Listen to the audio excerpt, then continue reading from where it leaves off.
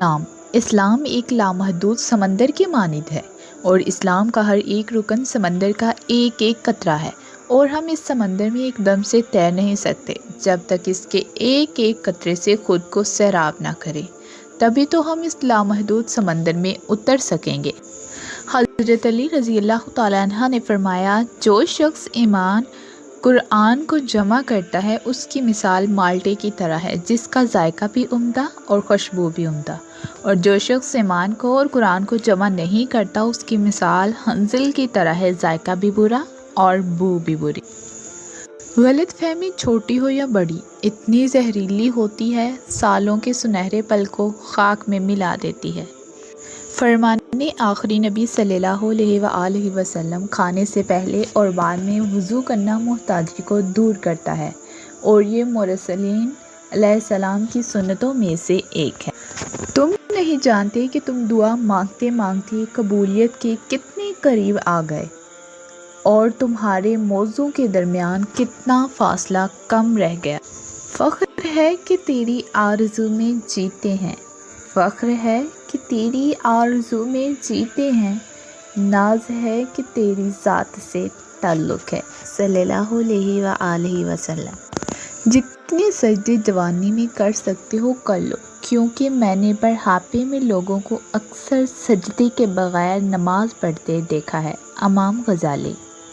ہمارا اصلی ٹھکانہ قبر ہے، اور قبر پیسوں سے نہیں نماز سے روشن ہوگی۔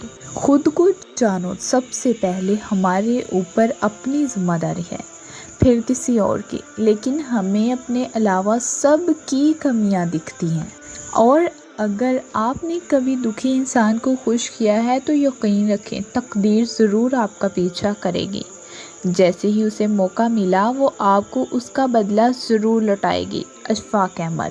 حضرت علی رضی اللہ تعالی عنہ، جو کچھ تمہارے لیے مقدر ہو چکا ہے اس کے ملنے میں کبھی تاخیر نہیں ہوگی، بے شک۔ مولانا جلال الدین رومی کہتے ہیں، میں اپنی ماں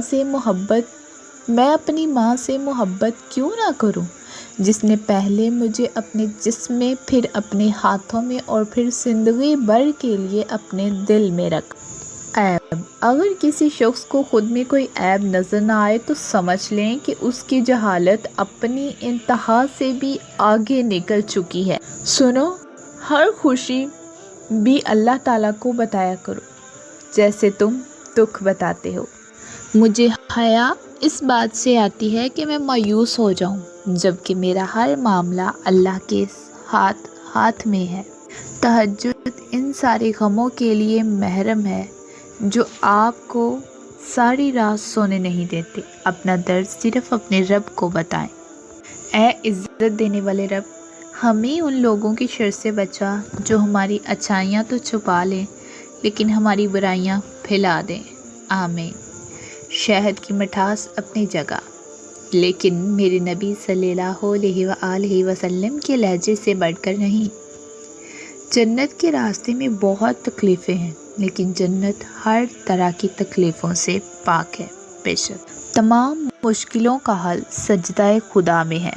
میں روز گناہ کرتا ہوں، وہ چھپاتا ہے اپنی رحمت سے۔